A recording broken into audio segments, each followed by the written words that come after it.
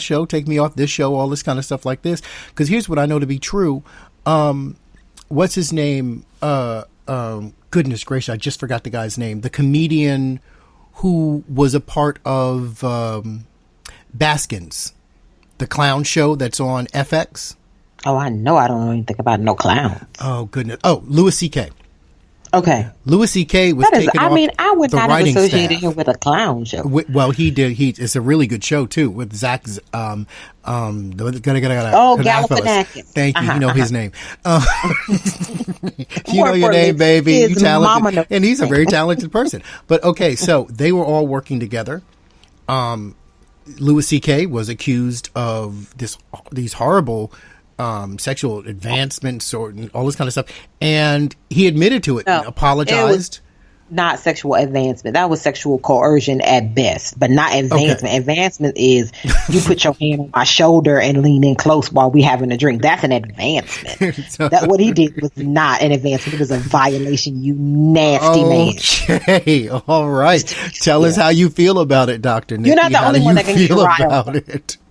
Right. You're not the only one that can cry. I see you're getting in your feelings now too. But no, you know why? I just talk to me because language has power. That is one of our. That's one of the hallmarks of our human experience is that language has power and how we construct meaning. And so, that's why I'm specific in saying sexual violence against women and specific in saying sexual abuse against women and assault, because there is a level of intensity behind those words that to me reflects the actual act. Mm-hmm. So we have to be clear that a lot of these men's bad behavior is heinous because it is a violation of another person's humanity. Right. And I don't want our commonplace conversation around it to start to lose the impact and intensity around that violation. True. Well, the point I was going to make about him is he's still listed as the creator of the show because he is the creator. And depending upon his deal, he can get a check. There's royalties associated with being a creator of a show. So even if he never writes another note, produces another episode, directs anything as a creator of the show, as long as that show airs and re-airs in syndication and on demand, he will get a check. So now I have a question. A show that I like, not necessarily because of him, but because of the writing and the acting. And I think Zach is a brilliant actor. What's his name? Louis Anderson is on the show. He plays the mother. And his acting is so amazing. Sometimes I have to remember that I'm not looking at a woman. I'm not looking at a middle-aged woman. I'm looking at a middle-aged man. There's so many amazing aspects of this show. It's intellectual and funny in an understated way. But yet it was written by a person who was accused and admitted to sexual coercion. What do I do there? How do I deal with that in that space?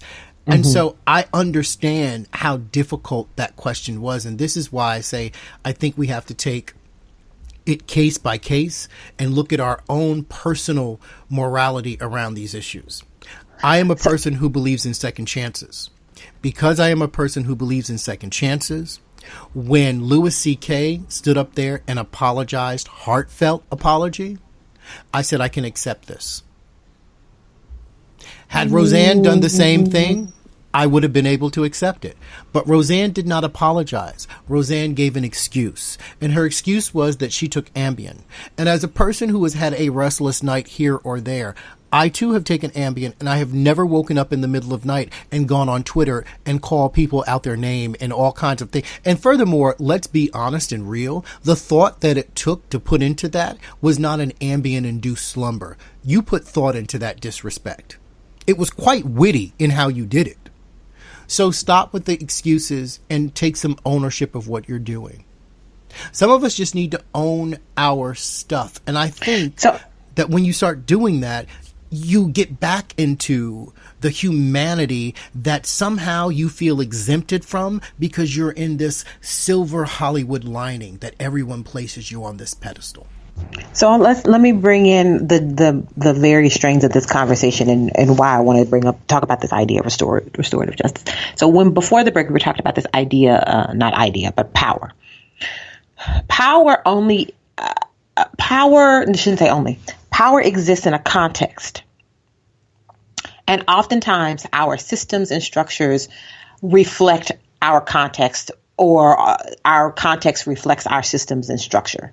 So that means that Donald Trump has the capacity to sign an executive order and enact a system of power because of the position that he holds, because of the structures that we have attached to that office. To be clear, to go back to that conversation for a second, what is always legal is not always what's just. So whether this administration has been operating in a context of legality is not my concern. And that is the snap of truth I'm giving you back here on the left. It's not my concern about whether it's legal or not. The 3 strikes rule was legal, was federal legislation, was not just and not fair. We have lots of things that are on the books as laws that are complete and utter garbage and reflect the imbalances in power that systemically shut people out.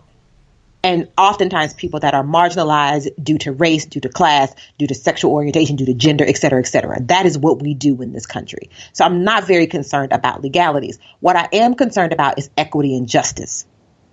And part of the reason why I think this whole issue of supporting the artist or not supporting the artist is a false line of logic is because it doesn't bring about justice.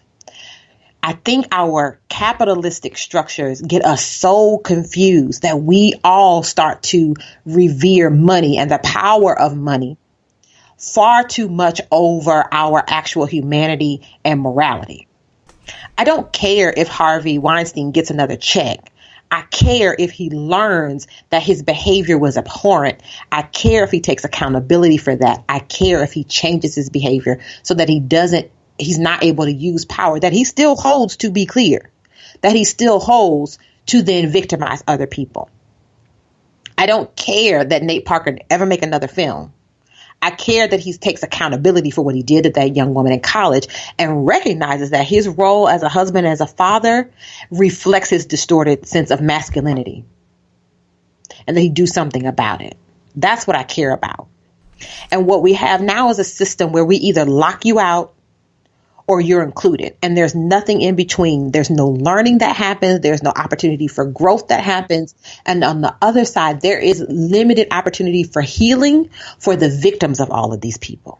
Because whether I support R. Kelly or not, whether I support The Cosby Show or not, that doesn't change what has happened in those women's lives that have been violated by these men. And I'd like to take and frame this argument in a different way. You always got to reframe my stuff. Based on what you're saying. Because I think that there's something really important here that oftentimes when people have this argument, art or artist, they don't think about. When R. Kelly, we'll use him because, it's easy. When R. Kelly made his 12-play album, right? And you were stepping in the name of love. I never stepped in the name of love. Whatever it was on that album. I know he had this one album where, and I just didn't understand why people, specifically women, specifically black women, like I didn't get it. I don't think I'd ever be, and maybe this is the man in me, but if a man came up to me and say, yo, you remind me of my Jeep, I'm like, you need to go back to it then, because what you trying to do up in here ain't gonna happen. I don't find that flattering in any way. So no, I didn't get the appeal of R. Kelly. So I wasn't a fan in all of this. But that's tangential. When R. Kelly made his song "Step in the Name of Love," and a lot of people you find it at weddings, people stepping, right? Everybody's stepping. My cousin's wedding, she wanted to step in the name of love, and I wasn't trying to step with them. Art is produced for the public, yes. Sometimes the artist produces the work for him or herself. And sometimes the art is produced for a specific person. It's commissioned.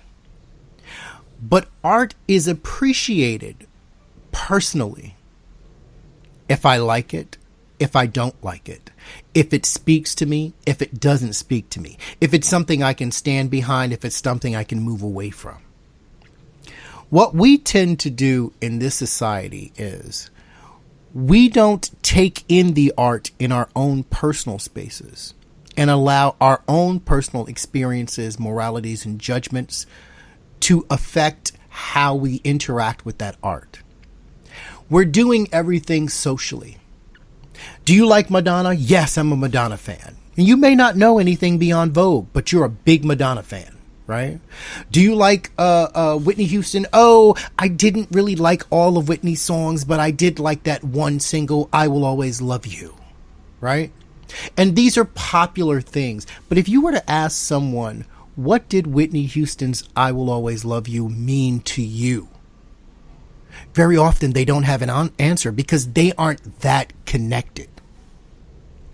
When we're making these choices and you want to talk about equity and justice, they have to come from a very personal place.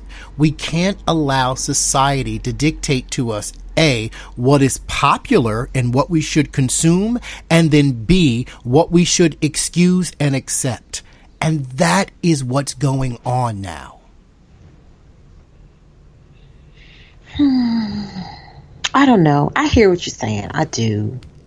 And I also don't think it's that simple. I don't think that, I don't know that the average consumer, and I'm going to include myself in that because sometimes I'm just real basic in my way. I don't need, like, I don't. You just... basic. And I'm okay with that. Like that being real regular, schmegular, regular. I'm real good with that. Your beehive individual. I will wear. You stay in the beehive. I straight up do. And I'm not ashamed of it. And I'm not. So there. So there, like we all can't be as radically individualistic as you are. I don't think that's feasible or realistic. Why not? Why not spend time to get to know yourself? And why not make your decisions based on what works for you? There are things that I like that people would never like. I know. Me and you have had plenty of conversations about things that I love, and you are like, I'm like, oh my God. Right. Right. No, I'm not saying I don't have individual choices in that, but I also will say, like, so let me say it this way. I'm not going to create and produce my own television content. Like there is always this reflexive, there is a reflexive relationship between being a consumer and being, an individual person. So I gotta stop you. I'm sorry to interject, but I got to stop you because I think that right there is a false narrative. It's not a choice between being a consumer or an individual. It's a choice between being a mass consumer or an individual. There is a whole level. I run an indie label. There is a whole group of us out here in entertainment who are curating and creating content that does not fit the mainstream, but because we don't have the marketing dollars to push our products the way majors do, not only do people never hear of it, they don't go looking for it. But if you look, you will find. We had a similar conversation when we spoke about when we did Wakanda Forever. There have always been black comic books. Most of them have never been supported outside of mainstream DC and Marvel comics. That's just the way it is. But they're still there. And if you look for them, you'll find them. My argument is that it is easy for people to accept entertainment that's given to them and then accept the outrage or whatever that goes along with that, because that's all part of the distraction. And what I'm saying back to you is, I think that that's okay to want to be distracted. I'm okay with being able to turn on. Cause you basic. Cause you basic. I'm okay with that. And I'm okay with being able to turn on Netflix and scroll through. You might like. Well, tell me what I might like, Netflix. Nope, I don't like it. Let your little algorithms tell me. You don't even okay know me, Netflix, to be telling me what I like that. I know. I remember somebody back in the day was when Pandora first came out. They were like, "I don't need you to be suggesting things for me. I can do my own playlist." And for me, I was like, "No, I love them making my own playlist. I don't need like Spotify. Tell me who I should be listening to because I don't based have time on to be your going listening." in. Well, you know what?